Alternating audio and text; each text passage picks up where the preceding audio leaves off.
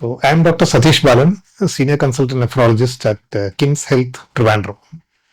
So I'm going to talk to you about Shyam Kumar, who has been my patient for the last several years and who has got a unique set of problems. I have not met a patient like him in my career of nearly 30 years in medicine. So the first time he was found to have a problem was after birth when he developed urinary tract infection.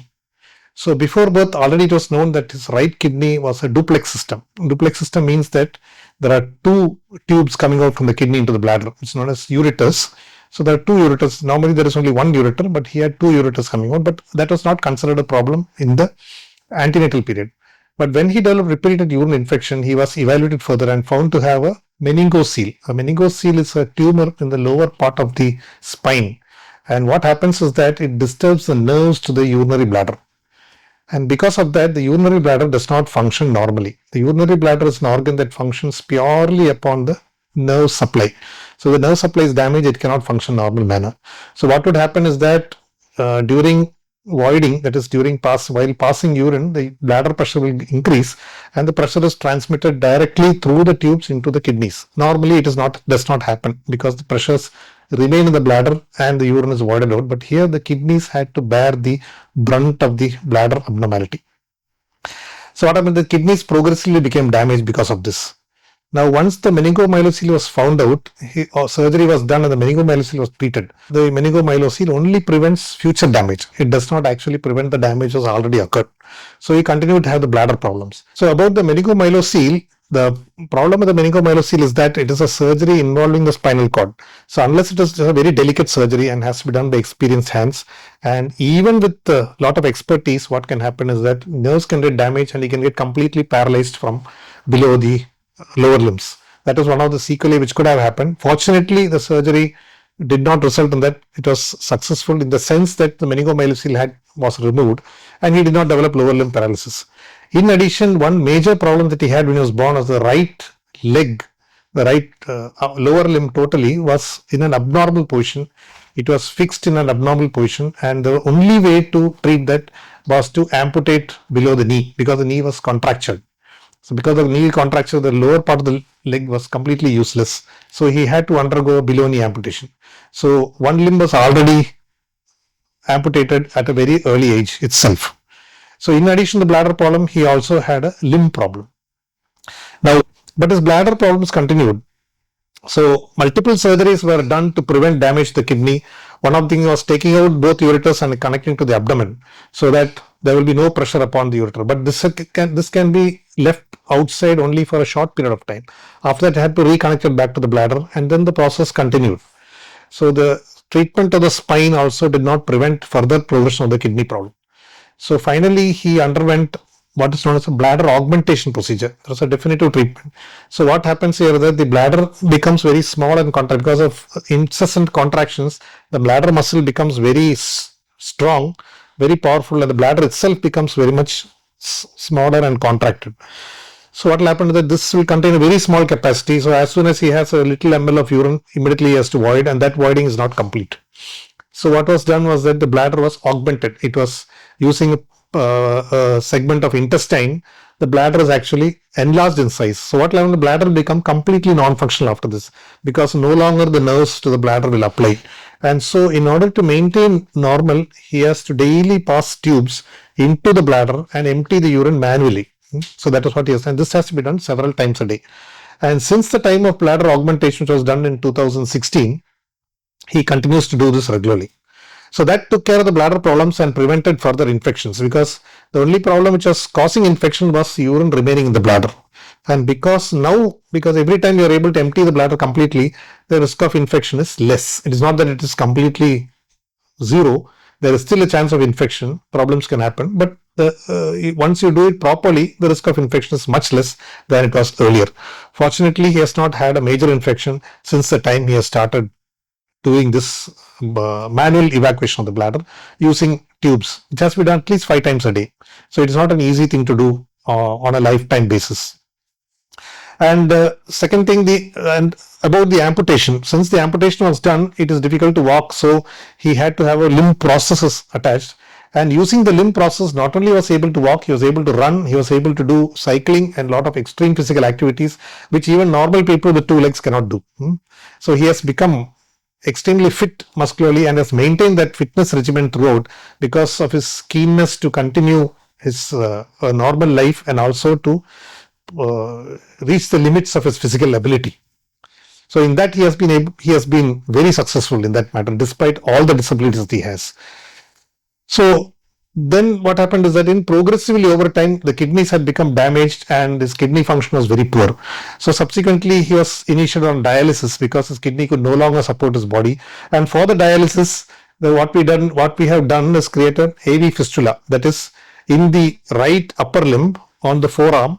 An artery and vein are connected together, and the vein becomes hugely dilated and hugely expanded. So that limb itself becomes a little bit much bigger than the other limb. That's a normal consequence of creating a AV fistula in the limb. And once the AV fistula is created, what has happened is that we are able to do dialysis through that because the blood flow in the vein is very big now. It is easy to take out a lot of blood and circulate it through the machine, clean the blood and return it back to the body. And that is the purpose of doing the AV fistula. So this AV fistula has continued since then, even after he stopped dialysis has continued. And over a period of time, he needed to undergo a kidney transplant. And now you must imagine that apart from the kidney transplant, the problem is that he has got an infected system. He is doing repeatedly passing a tube into the bladder and draining it. So these things increase the risk of chance after the transplant, because once we do a transplant, he has to be on a lifetime of drugs which reduces immune system, and because of that, the risk of infection is much greater. So finally, he came to us for transplant, and we were ready to take up the challenges in discussion with him and his entire family. And what we did was, before the transplant, we did a right nephrouretrectomy. That is, the right side kidney and the ureters were completely removed because that is the whole system was infected. So after transplant, if he develops an infection, that system will become very serious and he may not survive that infection. So that had to be removed before the transplant. And after doing that, we assessed his capacity of the bladder, and that he will have to continue this what we call CIC, that is clean intermittent catheterization. That is the process of manual tube, putting in the tube and doing it. And CIC has to be continued even after the surgery. So once we assessed that he was fit for the surgery, his mother was willing to donate a kidney. And the next challenge in doing the transplant was that one of the major drugs after transplant is steroids. So when you give steroids, it reduces muscle strength, it causes a lot of fat deposit in the body, it reduces bone strength. All these are problems with long-term steroid treatment. So we had to do a steroid-free protocol in order to help him to achieve his dream of doing physical activities of extreme sports and all that. So in order to that, we decided to go for a steroid-free protocol. We gave him an induction therapy, that is an initial immunosuppression, very powerful immunosuppression, and put him on two drugs, that is tacrolimus and mycophenolate, in sufficient doses. And with that, we did the kidney transplant in September 2022, and now it's been nearly 4 years since that time, and he's been maintaining on a steroid-free regimen since then. And because of the steroid-free, his physical activities continue even after the transplant, after a short period of recuperation from the surgery. So that he has been able to do. But technically, the surgery was difficult because it has to be attached. The kidney has to be placed in the abdomen, and the ureter has to be attached to an abnormal bladder. And we have to put in a precaution so that infection doesn't go back into the kidney. So all these things were done at the time of surgery, and post-op he is continuing CIC regularly in order to prevent infection. So these major challenges he had to face. Even after transplant, he has taken part not only extreme sports, he has taken in skydiving. So 3 months after transplant, he had a rise in his creatinine level, and we did the biopsy and diagnosed the rejection, and we had to give him a short course of steroids in order to overcome the rejection. But that event was was a big problem for Shyam, because he was feeling depressed about having to take steroids. But in order to overcome that, what he did was to take part in further extreme sports, and he took part in skydiving. And in preparation for skydiving, because skydiving imposes a lot of G-force upon the body, and a lot of his organs itself, the abdominal organs, can undergo limited shift in their positions during that time. So all these things, he had to take a lot of practice in order to prevent this sort of damage. And then finally he underwent skydiving, and during skydiving he had a lot of problem because his parachute got trapped onto his leg, and he had to be extricated from that. So despite all this, he continued to, and he has done more than 100 skydiving procedures, and very successfully, without undergoing major injury to his body. So that is something which he has managed despite all his limitations, both physical, immunological, and otherwise, that he has had to face all these years. So one of the challenges we faced after the transplant was his involvement in the extreme sports. Normally, we advise them to stay at home for 3 months because that's a period of maximum immunosuppression, and after that take things slowly and not try to overachieve over the next few months. But Shyam wanted to be fully active and go back into sports like skydiving immediately afterwards, and he finally, despite all this, he continued to do, and we did his first skydiving 8 months after the transplant. Now the problem is that there are several issues in this. One is the issue of taking food, because normally after transplant, because we are taking all these medicines, immunosuppressive medicines, food has to be very carefully sanitized. You cannot take anything off the street, because if there is a problem in cooking or if there's some staleness in the food, is likely to get a severe infection which can cause sepsis, and he may need ICU care and all that after that. So he has to be very careful about taking food, especially when going abroad, because he has to cook by himself, or if at all use packaged foods like bread and other things, which are probably much better than taking some other food from outside or street food and other things. So that's one of the major challenges that he faces when he goes outside. The second thing is the voiding itself, because as I said earlier, he has to do clean intermittent self-catheterization. That is, he has to manually void, put in a tube and remove the urine every 5 hours or so. And once you go abroad, and people will find very strange that this sort of thing is being done, and it is difficult for him to do it. So, but these challenges he overcame.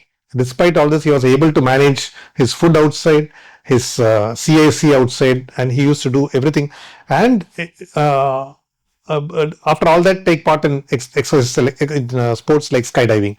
So these are extreme challenges. Even for a normal person, doing skydiving is an extreme thing. It is very difficult, and you have to train yourself very much to do that. A person with loss of one limb, on a transplant, immunosuppressive drugs, on regular CIC, and limitations taking food, doing all this is something which is extremely extraordinary, and a unique set of challenges which I think only Shyam can overcome. Yeah.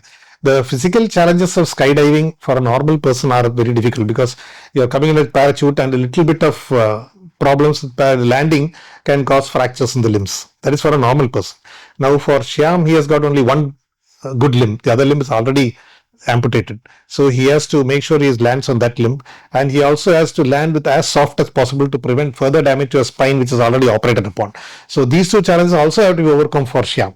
And so even skydiving for him is something which is about 100% more difficult than for a normal person. And even for a normal person, it is very difficult. Now, apart from skydiving, he has also taken part in paragliding, which also possesses the same set of challenges in both doing the procedure as well as landing. And that is also equally difficult procedure to do. And then, not satisfied with all this, he has gone in for scuba diving also. And scuba diving is especially dangerous, because if you take in a lot of water while scuba diving, that can cause severe infection, because seawater, we do not know what all organism it contains. Plus, there are multiple toxins in the sea. I mean, toxic. There are certain creatures in the sea which can sting and bite, and other things which can cause serious damage to his body. Despite all that, he did scuba diving also without any problem. He has been doing that too. Now, what are the further challenges that he's going to face from a medical point of view? That is what I would like to emphasize also. Right now, his creatinine after the rejection has settled between 1.5 to 2 milligram. That's not an ideal situation. So nowadays, it is more near 2 than near 1.5. So that means that the lifespan of the kidney is not going to be normal like another transplant. I am looking down the road, maybe another 5 or 10 years, he may need another transplant. Now, meanwhile, while the kidney fails, what can happen is that a lot of problems can occur. He can develop hypertension, he can develop fluid overload, then he can develop anemia and weakness. So these are all challenges. Plus, he has a higher risk for heart disease, for atherosclerotic and other limb disease and other things. And also with ongoing chronic kidney disease, the bone changes can also occur. So these are all challenges that he's going to face in the future, and which we have to manage carefully. So that we have to evaluate, we have to manage, and while all this, he has to be maintained on his current lifestyle. So this is going to be a challenge that we are going to face. And not only after a period of time, once the creatinine starts rising, we may have to put him back on dialysis. And dialysis produces its own set of challenges because it requires a very strict water, salt, and diet regimen, which has to maintain. Otherwise, he can develop emergencies anytime. So this is also a problem which we face in the future. So probably we are looking at another transplant down the road, and at that time, whether we can do a steroid free is still doubtful. So these are problems that we are going to face in the future. Hopefully, we will be able to. He has faced so many challenges, so probably we will face this challenge also and try to overcome it the best way we can. So again, when you look at Shyam, he's a person who's undergone 16 surgeries right from early childhood up to just about 4 years back. And each surgery has been a challenge. Each surgery has under anesthesia, and recovery is a problem. And despite all this, he has maintained a very positive attitude. And his main raison d'etre, the reason why he wants to continue, is to do as many physical challenges as possible. So to maintain a level of physical and mental stability after all this is extremely difficult even for a normal person. So anybody who has undergone 1 or 2 surgeries will feel depressed that you have to undergo 2 major surgeries. Not a minor, so all major surgeries that he has undergone. Now he has faced these challenges. He has somehow managed to mentally conquer this depression that can occur out of all this.